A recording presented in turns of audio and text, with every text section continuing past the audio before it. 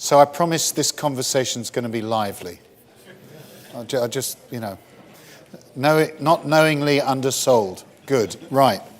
Now, Johan Rupert has reinvented himself several times. He was into tobacco, and now he runs one of the top luxury companies in the world. He was on the right side of history when it came to judging where apartheid was going. He was a great friend, I think I can say that, of Nelson Mandela, and perhaps not a great friend of one or two of his successors. No, one of his successors. One of his successors, exactly. This is a little bit of precision here. So, if we're talking about precision, I like the other two. Yes, yeah. So before we talk about the bigger picture of the continent and where it's going and where there are one or two success stories, I do want to ask you about South Africa. You heard the president today. Are you confident in the short term? You know, Lionel, when the ANC took over, when democracy came, they were totally shocked at the state of the finances. They had no idea about the debt. And if I recall the 6, 8, 9 years prior to the first democratic elections, and I compare them to the last 6 or 7, 8 years, we've been through that before. Debt standstill, crisis upon crisis. That one was inflicted upon us by the Nationalist Party, and the latest one by a rogue element in the ANC. And they managed to balance the budget under President Mandela and Trevor and the finances and under President Mbeki, and things were going well. So with the proper leadership, ethical leadership, things can return a lot quicker than what people fear. How much time does the president have? I asked him earlier. And he's a practitioner of strategic patience, and you're a practitioner of impatience. Well, I wouldn't put it like that, but in business, impatience gets you there quicker than patience. So we have only 3 answers: yes, no, or I don't know and I'll find out. And so I don't think you can do that when you run a country. How much time does he have?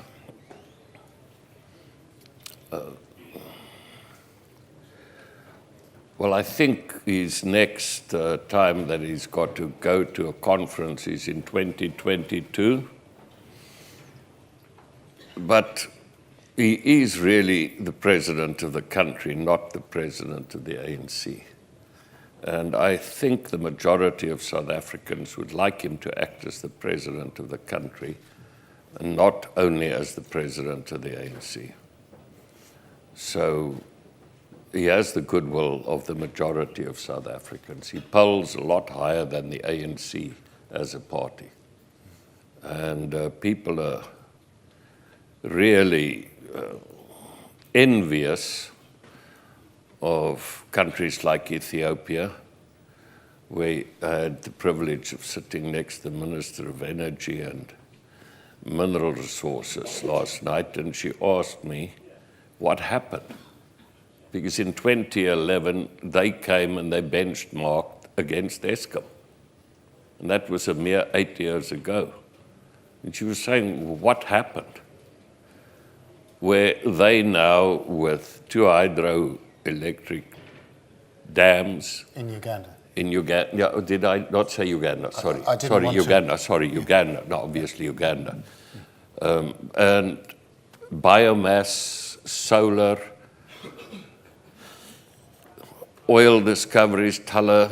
And this morning, she was on a road show with Schlumberger to have new blocks, to auction off new blocks. Now, that's the way South Africa should be run. And I think the president's got more time than you think, but we're all impatient. No, we're all. You know, we've got Africa in motion. Right, one last question, and then I'll move to the wider continent. Just supposing you were in charge, what would you do with ESCOM?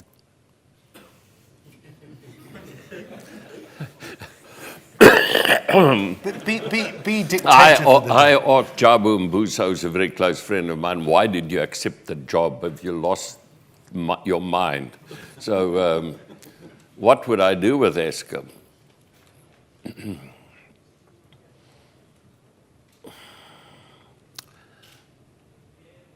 Yes, split it in three, but I would privatize as much of the SOEs, as many of them as I could, and create competition. You know, they know it's not a secret. I've had a hydroelectric plant that I built on my farm. It's been connected to the grid for 3 years, but I can't switch it on because of red tape and in the previous regime bribes. So the electricity is running into the sea.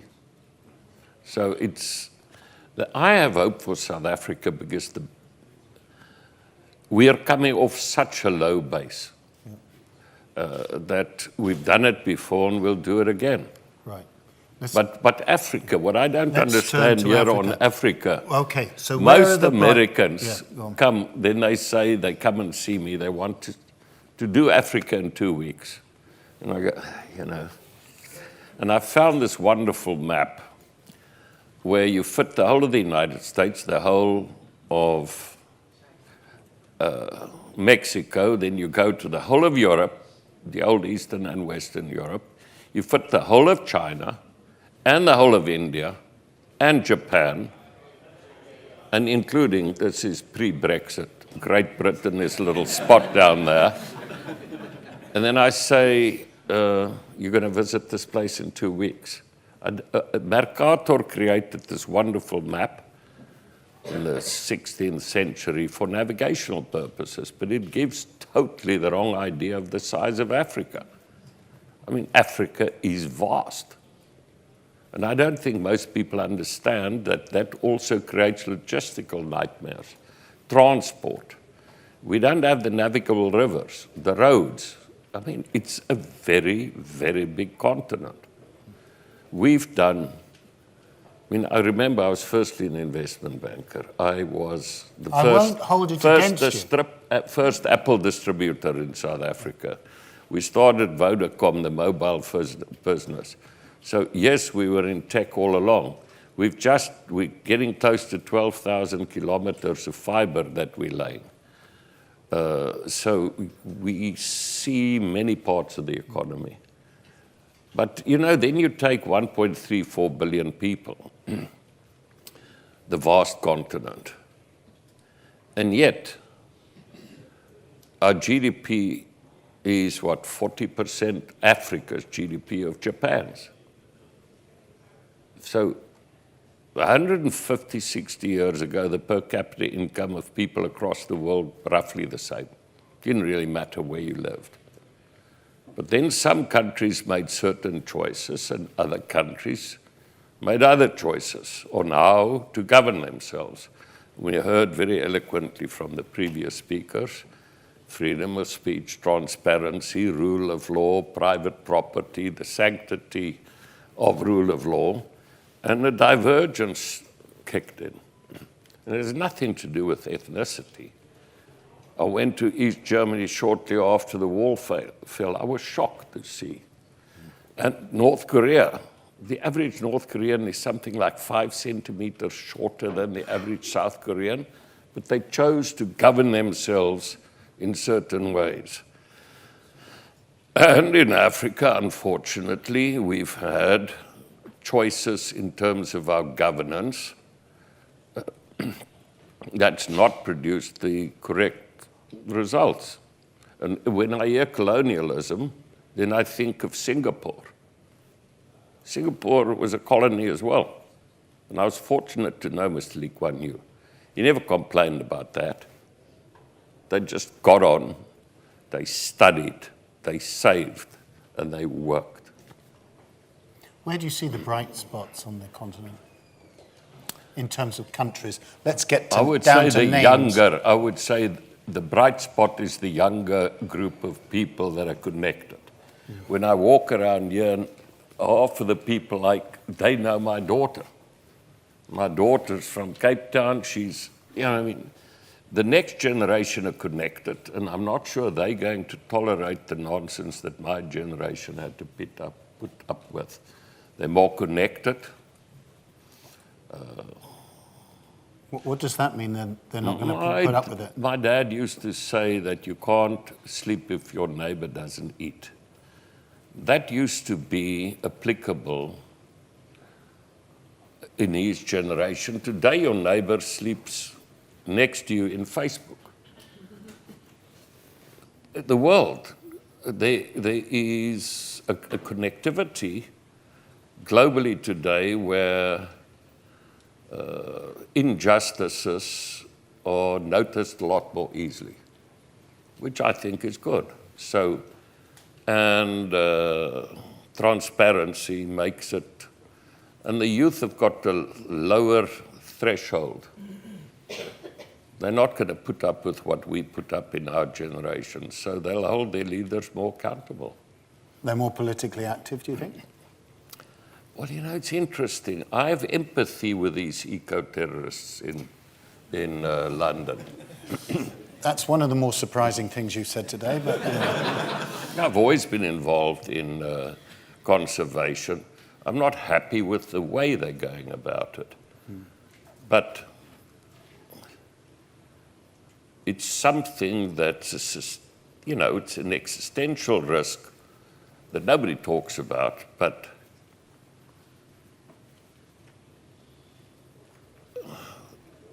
to me, it's an example of people expressing their minds. if you look around the continent, where do you think the spots are in terms of good governance? Well, it's obvious that you can see Ethiopia and what they've achieved over here. And I was very impressed by Uganda. I do believe South Africa, if you look at how civil society changed the regime, and we've got an independent bench. The judges are under fire, but they're independent. And it was civil society. Well, there are some very interesting things that were perhaps not known, that the previous people actually tried to lean on the head of the military during the tense times, during the final period in the elections. And he said, "I'm sorry, I serve the Constitution. I do not serve the president." So there are very, very good signs of civil society saying we won't tolerate that anymore. And the president, in fact, I told him a story today that Gaynor and I were very fortunate to be close to President Mandela. And when he said, "I'm resigning, I'm doing one term, because I want to set an example to the rest of Africa," I must say he did regret it later on, when he was outlasted by decades by some of his contemporaries. But so we asked him, "So who do you want to take over?" And he said, "No, Mr. Mbeki." And I was surprised. I said, "Not President Ramaphosa." He said, "No, I want the young man to go out and make money. I've said to Dr. Motlana, he must go and make money so that when he comes back to be president, he can not be bribable." Now, I didn't quite understand it in those days, but he said, "No, I want him to go out to make money." Legally? Very legally, but I want him to go into the private sector. Yes. And, Errol Flynn years ago said, "The problem with my life is that my gross needs exceed my net income." And I'm afraid if you look at who became bribable, they all had that problem. Some say you can tell someone by your enemies better than your friends. And it was G.T. Ferrari, the banker's mother's 90th birthday, and she said, you've got to remember one thing. You're known by your friends, but you're also known by your enemies. yes, Yeah. just tell us very brief, what was it like living through that period when you were being targeted? Which one?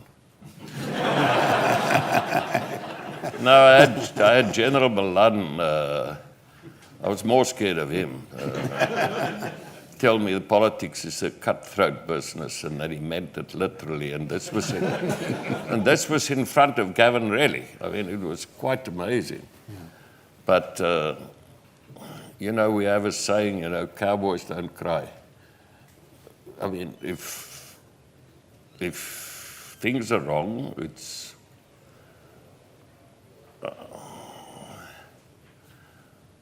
you know, Martin Luther King said, what did he, you know, the hottest place in hell is reserved for people who do not speak out in times of great moral conflict. Yes. The toughest thing for me, funnily enough, Lionel, was not the attacks, not the lies, the bots, etc. It was the silence of your friends. That was the toughest one. In the press? I mean, which friends are you talking about? Generally, you know, Yeah. people duck and dive when they're under fire, you know, and remember, I didn't pick the fight with President Zuma. No. It was, in fact, them targeting our now current president.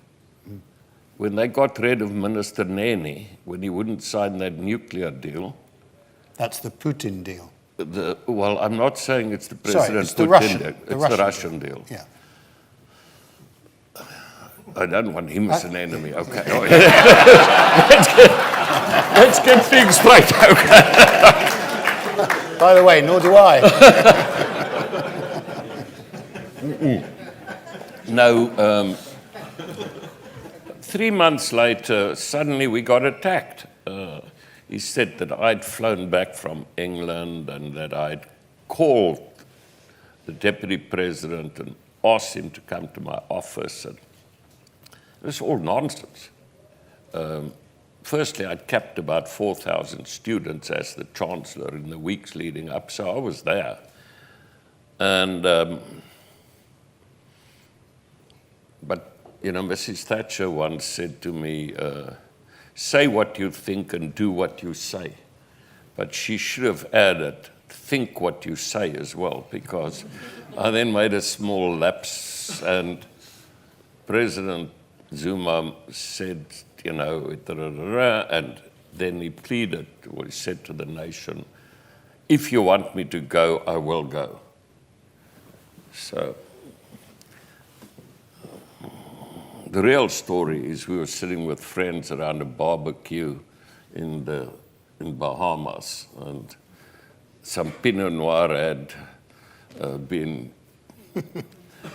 gotten involved. So I added a little sentence, yes, Mr. President, on behalf of the children, please go. Oof, that set off the chain reaction. And but they were really targeting President Zuma. They weren't targeting me. President Ramaphosa. They, so by association. So I haven't seen the president, seen him twice in 4 years, 5 years. And we used to see each other quite a lot in the early 90s, mostly adversarial. He was the head of a trade union. And he then was an investor in MTN, and we had Vodacom, so we were competing in cellular and mobile telephony. I'm glad that we could facilitate a meeting today between you and the president. Well, it was nice to see him, yes. It was, you know, but it's actually so sad that if you're a businessman, you can't speak to the president of your country. Yes. And it's been like that for a long time, whereas with President Mbeki, obviously we were very fortunate with President Mandela. He adopted us like children, but with President Mbeki, we still have very friendly, cordial relationships, and he had an advisory board. And things started going south after he got thrown out. I mean, let's not mince words. And so the rot is deep, it's wide, it's up to municipal level, and it's shocking to see how quickly it can happen. But the fight back, President Ramaphosa is running a clean government, and the investment sentiment will get back. And quite frankly, I think we're going to outperform the UK post-Brexit. We're going to outperform Europe. We're going to outperform the United States. Because when these professors finish with their experiment of negative interest rates, when Lionel, we discussed. We did. Greece got paid to borrow money 2 weeks ago. Sorry, I'll repeat that. They paid Greece money to borrow. The country that was almost crashed out of the Eurozone. Just to go back, one little thing. On South Africa, do you think the figure of 500 billion rand is correct, or is a trillion rand correct when describing the amount stolen during the Zuma years? Firstly, somebody said President Ramaphosa said $1 trillion. He didn't say $1 trillion. Could be. Yeah, it could be, but we don't know yet. It could be, yes. It could very well be. We don't know how wide and deep it is. But how could it just get to that size?